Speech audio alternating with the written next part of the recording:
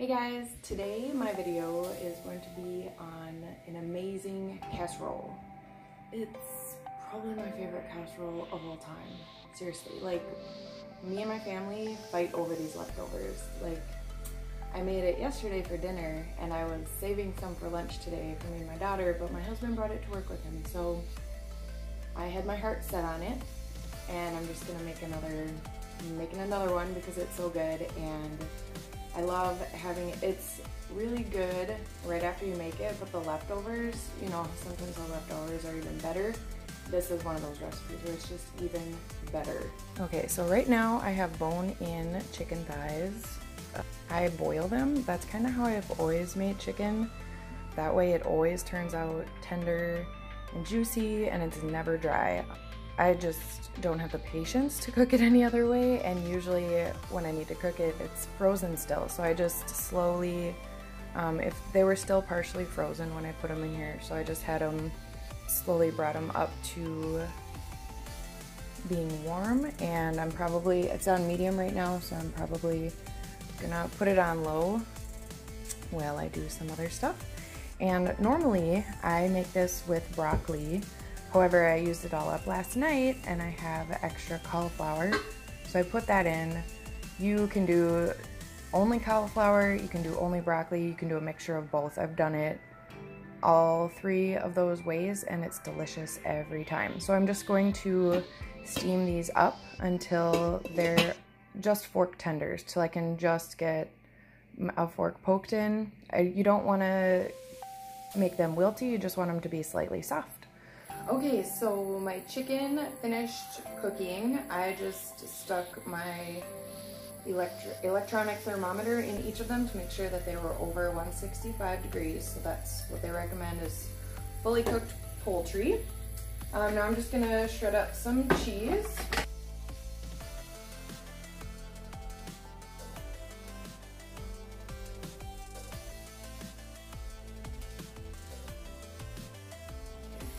So I should mention that the chicken I'm using is antibiotic-free, free-range, good organic chicken.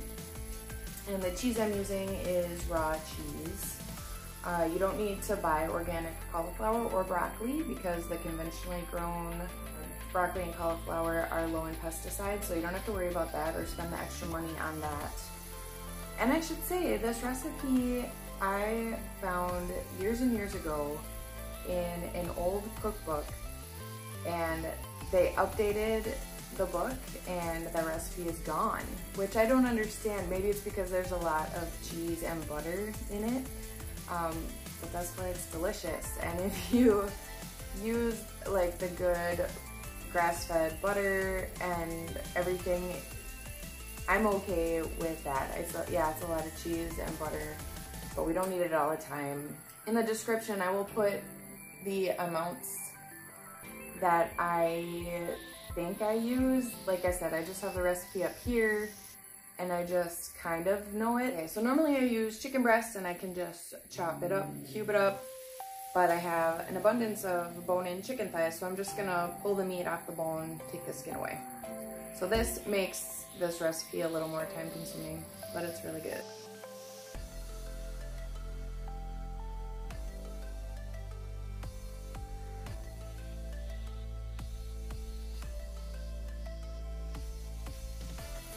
When I first started making this, I think my daughter was about 3, I had to tell her to make sure she ate the chicken too, because all she wanted to do was eat the broccoli. That's how you know it's good.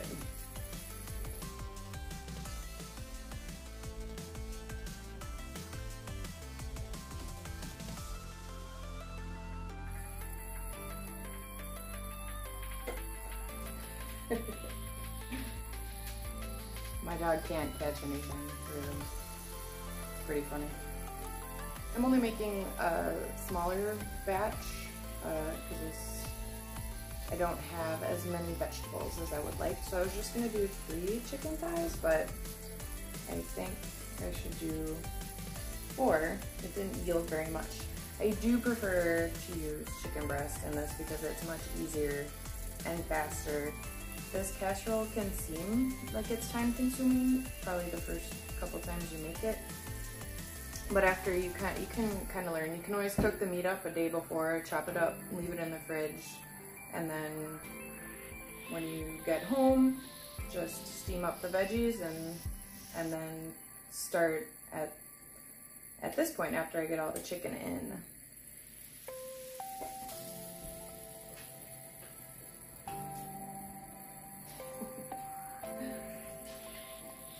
So I'm gonna save the bones and the skin for chicken stock or bone broth that I make.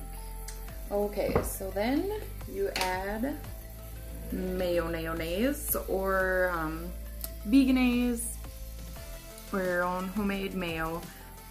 I always make sure that I get mayonnaise that has good oils in it.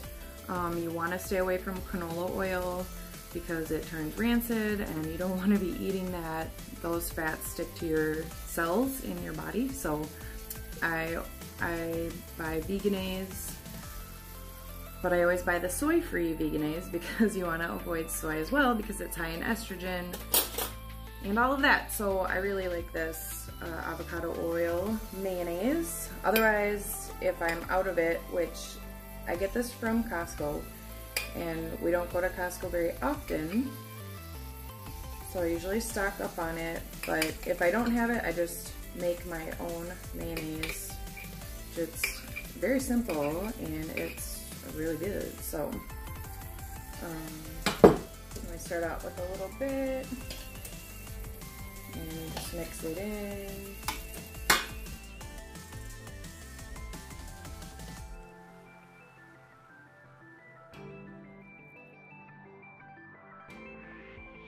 If you have watched my videos before, you know that I don't really measure. Ain't nobody got time for that. But I don't know. I can't really commit to a recipe and measure things, so that's why I'm not a very good baker, but you don't really need to follow a recipe when it comes to stuff like this. So then you can season it up however you want.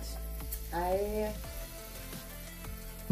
honestly can't remember. I think the original recipe called for like MSG free seasoned salt or something like that, but I'm just gonna sprinkle in a little bit of garlic powder, granulated garlic, some turmeric, which is very good for us. And if you're using turmeric and you want the benefits, you want to add pepper, or you can use ginger as well, but this ginger would not go with this. I'm saying if you want the benefits of turmeric, you need to pair it with a warming spice because it exponentially increases your body's ability to absorb all the good things from the turmeric of the curcumin. And I'm gonna add just a little bit of salt. When I was boiling the chicken, I did add salt to the water to give it a little bit of flavor. I am always hesitant to add salt. I don't know, maybe I was scarred when I first started cooking and I added way too much salt once, but I always go light on the salt because in my mind you can always add more, or people can add more to taste if they'd like. You can't ever take salt away, so I usually go really light on it. But I'm also going to add the raw cheddar cheese. I think the original recipe calls for about 8 ounces. I probably used a little more than that because I love this cheese. Raw cheese, you can get it at co-ops. We get it from Trader Joe's, and it's incredible. And you just want to mix it all in together.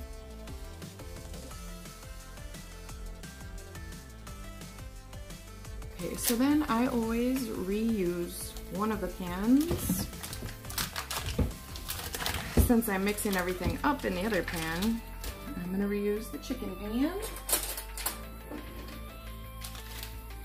And honestly, oops, how much butter?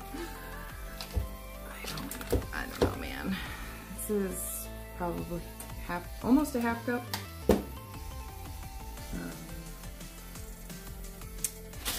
I have some leftover cream cheese, so I think I will add in a little bit of that too, just for extra creaminess. So yeah, if you're dairy-free or lactose intolerant, this recipe probably would not work for you. Unfortunately, I do apologize. So yeah, I'll just put that on low.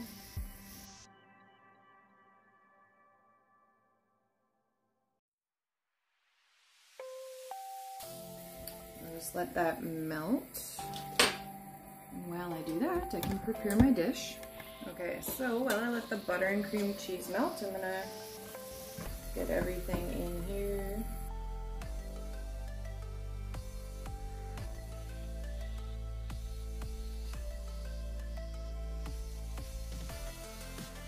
I'm not gonna waste a crumb of this cheese.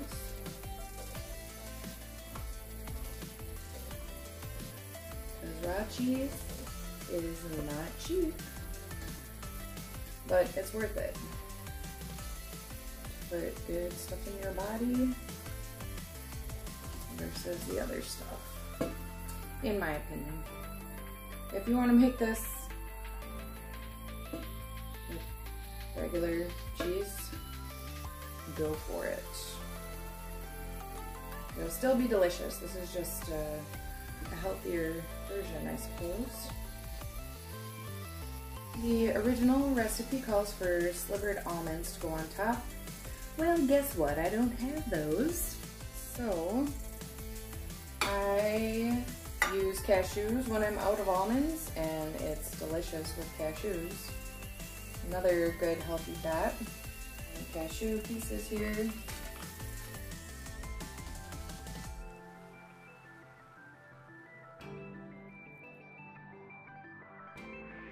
Alright, so the butter and cream cheese is melted. You don't need to use cream cheese.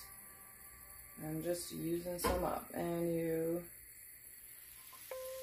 sprinkle it on top.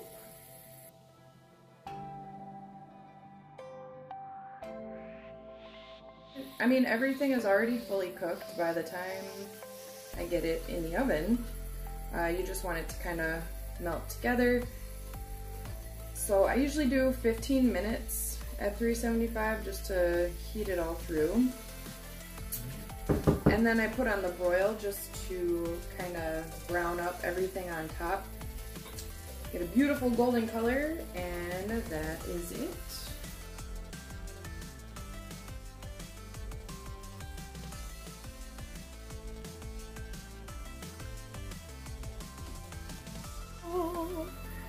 So I did 10 minutes only because I couldn't wait, and this is a little bit of a smaller batch than I normally make.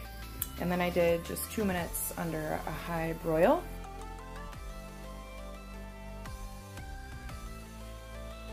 Alright, so there you have it, folks. The recipe that my family and I practically fight over for the leftovers. So if you give this a try, let me know. And if you like my channel and you like what I'm about, please subscribe and like my videos.